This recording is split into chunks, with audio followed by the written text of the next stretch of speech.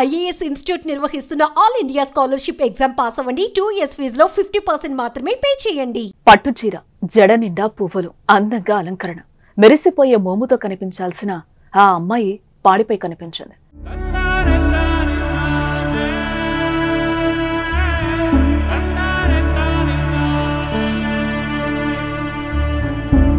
జడలో ఉండాల్సిన పూలదండ మెడలో పడింది. సందడిగా ఉండాల్సిన ఆ ఇంటి నిండా కన్నీటి దారులే కనిపించాయి. నవ్వాల్సిన కుటుంబ సభ్యులు ఏడుస్తున్నారు. ఇంతకీ ఏం జరిగింది? పెళ్లి జీవితంలో గొప్ప మలుపు కదా. ప్రతి ఒక్కరి జీవితంలో పెళ్లి అనేది ఓ మధురమైన ఘట్టం. వయసుకొచ్చినప్పటి నుంచే పెళ్లి గురించి రకరకాల కలలు కంటూ ఉంటారు. అనంతపురం జిల్లాకి చెందిన తాడిపత్రి మండలంలోని వెంకటరెడ్డిపల్లి గ్రామానికి చెందిన గీత కూడా అలానే కలలు కన్న యువతి. గీత కోసం మంచి సంబంధం కుదిర్చారు తల్లిదండ్రులు. ఆదివారమే నిశ్చితార్థం. ఇంటి నిండా ఎంతో ఆనందం, హడావిడి, సందడి వాతావరణం. నిశ్చితార్థం పనుల్లో ఎవరికి వారు బిజీగా ఉన్నారు. నిశ్చితార్థం అంటే ఏ అమ్మాయి అయినా అందంగా అలంకరించుకుని కనబడాలని కోరుకుంటుంది. గీత కూడా అదే కోరుకుంది.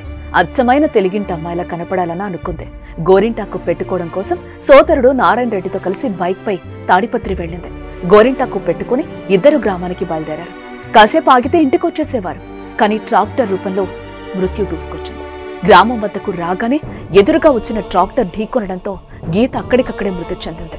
నారాయణ రెడ్డి తలకు తీవ్ర గాయాలయ్యాయి.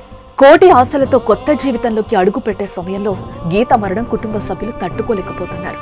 గీత తల్లిదండ్రులు శ్రీరామ్ రెడ్డి, లక్ష్మీదేవిలు రోధిస్తున్న తీరు కంటతడి పెట్టిస్తోంది. పెళ్లి ముచ్చట తీరకుండానే వెళ్లిపోయావా తల్లి అని వారు ఏడుస్తుంటే గుండె తరుక్కుపోతోంది. నిశ్చితార్థం చేసుకోవాల్సిన అమ్మాయి అంత్యక్రియలు చూసి గ్రామస్తులు సైతం కన్నీరు పెట్టుకుంటున్నారు. గీత తల్లిదండ్రులకు మొత్తం 3 సంతానం. 2 కుమార్తెలు కాగా 1 కుమారుడు. ఎంతో కష్టపడి 3 బీటెక్ చదివించారు. లక్ష్మీదేవి ఇటీవల తీవ్ర అనారోగ్యం బారిన పడ్డంతో ఆమె కోరిక మేరకు గీత వివాహానికి సిద్ధమైంది. అబ్బాయి కూడా నచ్చడంతో ఆనందంగా ముందడిగేసింది. కానీ ఇంతలోనే ఇలా జరగటం మాటల కందని విషాదం. అటు కుమార్తె మరణం, ఇటు కుమారుడు ప్రాణం కోసం పోరాటం. ఏ తల్లిదండ్రులకి ఇలాంటి కష్టం రాకూడదని కోరుకుందాం.